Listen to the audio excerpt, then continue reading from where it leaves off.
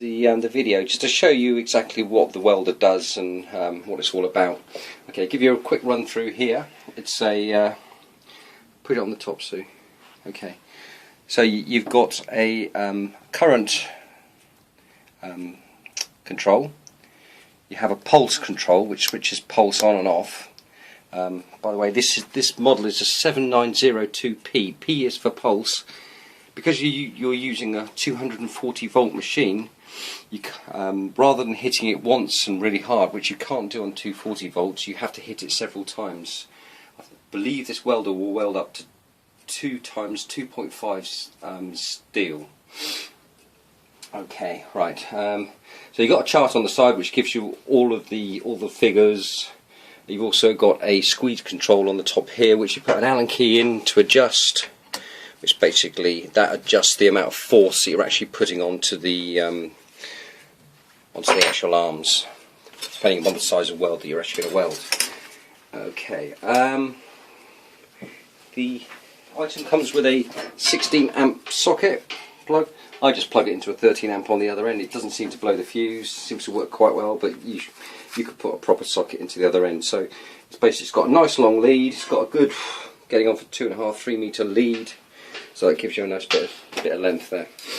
2 bits of metal, ever so easy to use. I would say this is an industrial machine, so if you want to do car welding with it, it'll do more than that effectively.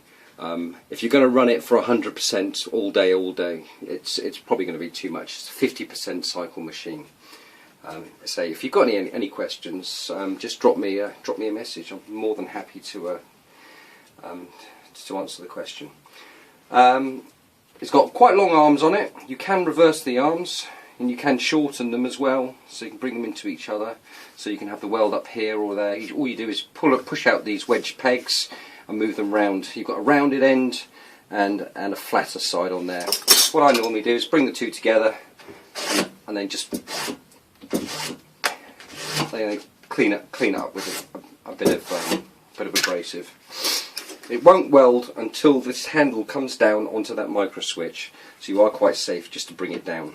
Okay, right, 2 bits of metal, reasonably. I've got 1 mil, which is a typical car. Bring it down.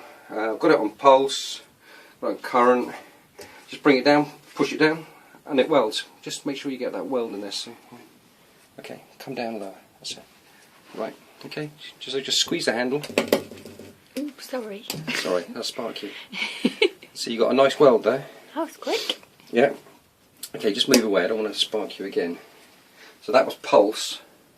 Put it on single. Back onto pulse again.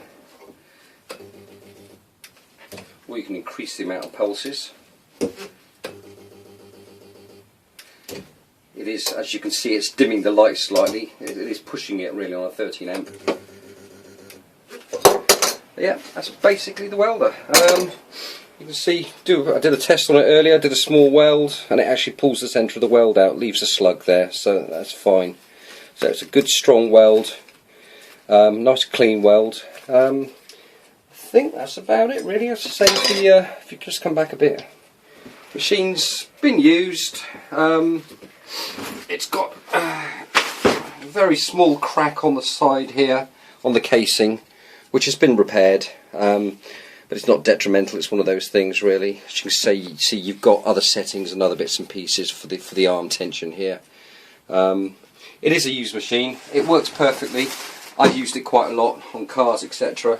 Haven't got a use for it now, so yeah, happy bidding. Goodbye.